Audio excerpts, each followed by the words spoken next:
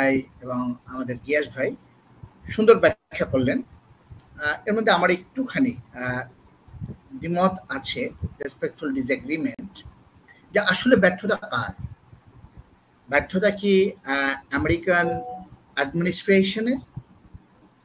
ব্যর্থতা কি বাংলাদেশ সরকারের? নাকি কোনো একটি ষড়যন্ত্রের অংশ মাত্র?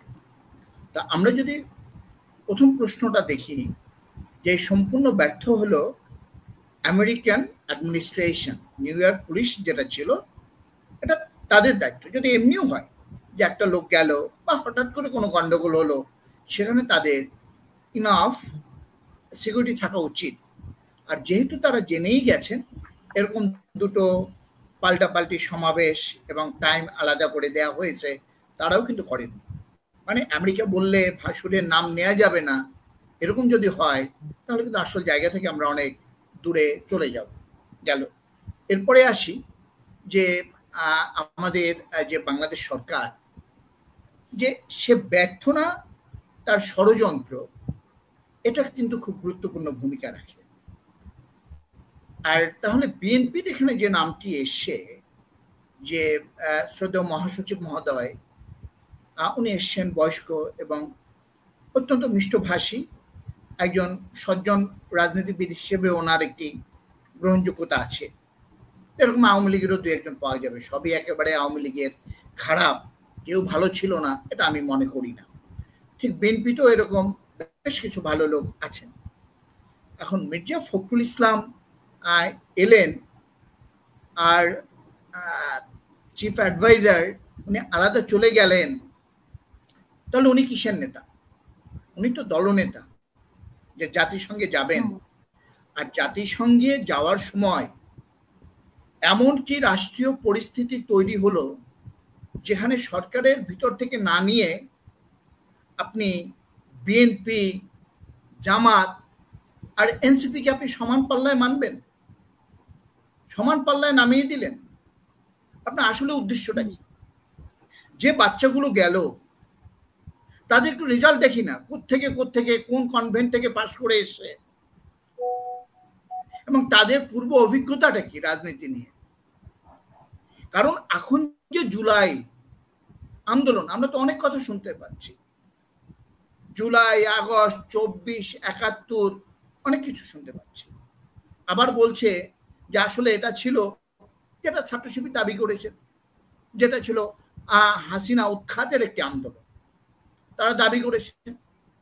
আমরা তো ছাত্রলীগ করিনি, আমরা ওখানে গিয়ে আমরা আমাদের পরিকল্পনা বাস্তবায়ন করছি।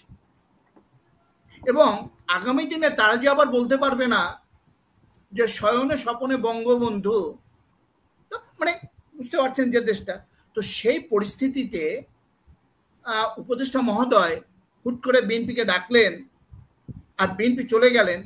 যদি আজ কোনো জাতিসংঘে আমরা ব্যর্থ হই কোনো কিছু দাবি আদায় করতে, তাহলে উপদেষ্টা মহোদয় কি করবেন?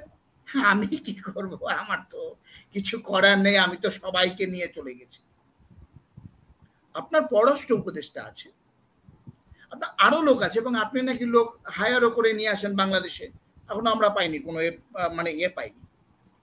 কারণ গিয়াস ভাই যেহেতু বিদেশে রাজনীতি করেন, জাহিদ ভাইও আছেন ভালো জায়গায়, ওনারা পড়াশোনা করেন, পড়াশোনা করানো দুটোই। তো সেই জায়গায় যে একটা জায়গায় আপনি লন্ডনের ওয়েদারকে যদি আপনি ঢাকার ওয়েদারের সাথে কম্পেয়ার করেন, হবে না। আপনি গিয়াস ভাইকে ছেড়ে দিন না বাংলাদেশের রাজনীতিতে, উনি তো নিউ ইয়র্কে বিএনপির রাজনীতি করছেন, বাংলাদেশের রাজনীতি করছেন, কিন্তু এই ভদ্রলোক কি আপনি তার এলাকায় ছেড়ে দিন। আমার মনে হয় ওনার কথা শুনে যেটা বুঝলাম, যে গণতান্ত্রিকভাবে ওনার যে চিন্তা চেতনা ধ্যান ধারণা, আমার মনে হয় উনি 15 দিনের মধ্যে ব্যাক করবেন যে আমি নিউ ইয়র্কে ভালো আছি।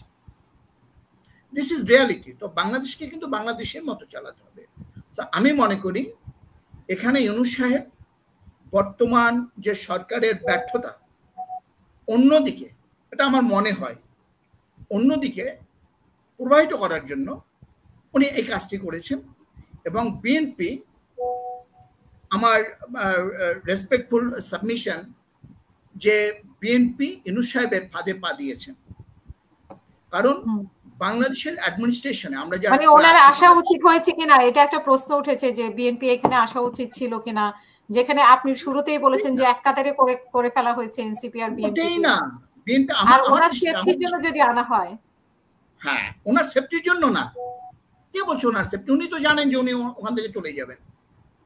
ইউনূস সাহেব মানেই হলো যে বাংলাদেশের লোক, পৃথিবীর লোক জানেন যে মহামান্য যুক্তরাষ্ট্রের উনি প্রতিনিধি বাংলাদেশে।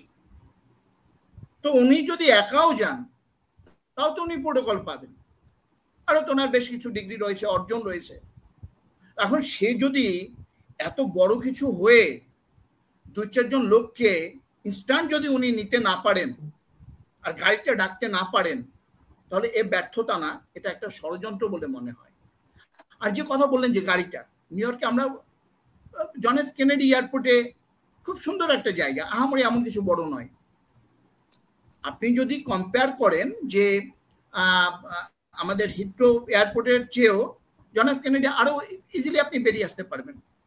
আপনি তো সেখানে গাড়ি ডাকবেন, যে কথাটা গেস ভাই বলছিলেন, আপনি গাড়ি ডাকলেন না, কিছু ডাকলেন না, আস্তে করে ছেড়ে দিলেন।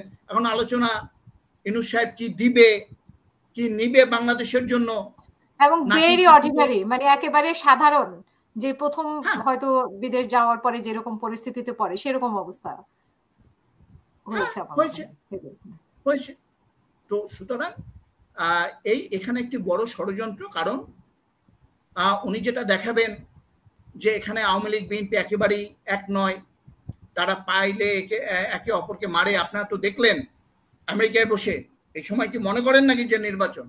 আমি আপনাকে বলছি, আমি আরো অনেক আগে থেকে বলছি, তখন আমার বন্ধু বান্ধব বেশ আমাকে একটু বকাঝকা করতেন, দাবি নিয়ে বকতেন যে না না, আমার মনে হয় না যে এই সরকার নির্বাচন দেবে। কারণ এই সরকারে যারা রয়েছে ওরা 2-4 জন বাদে জীবনে ভালো একটা কেরানির চাকরি পেত না, তারাও এই সরকারের উপদেষ্টা।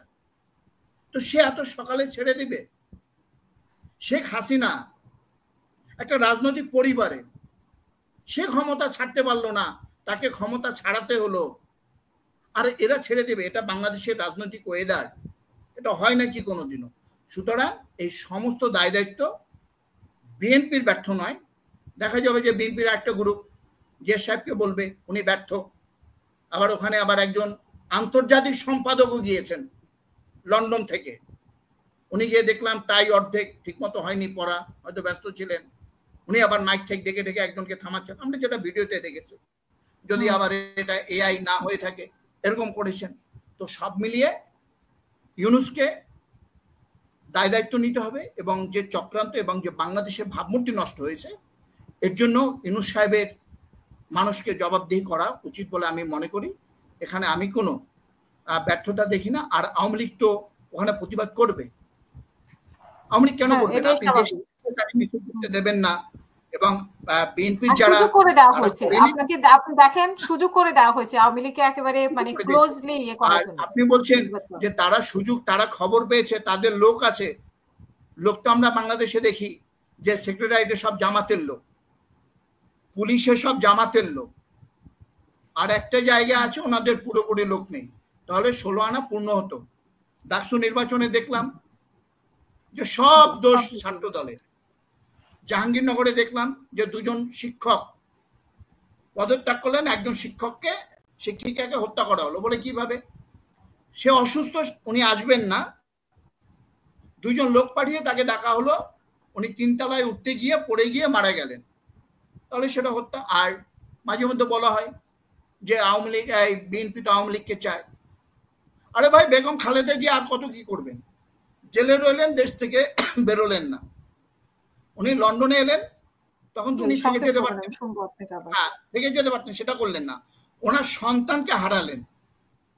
উনি চাইবেন যে আওয়ামী লীগ আসুক, উনি চাইছেন একটা গণতান্ত্রিক জিয়াউর রহমানের মতো যে উদার রাজনীতি হোক, এবং যে কোনো রাজনীতি দিয়ে রাজনীতিকে জয় বা পরাজয় নির্ধারিত। ধন্যবাদ।